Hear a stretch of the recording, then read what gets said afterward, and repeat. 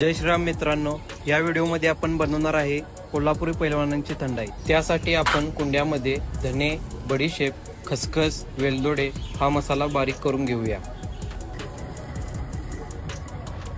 त्यानंतर बदाम, मगज बी घालून परत बारीक करून घेऊया।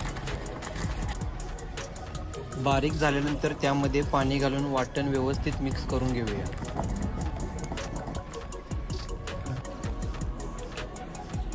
तयार झालेले वाटण फडक्यामध्ये काढून गाळून घेऊया।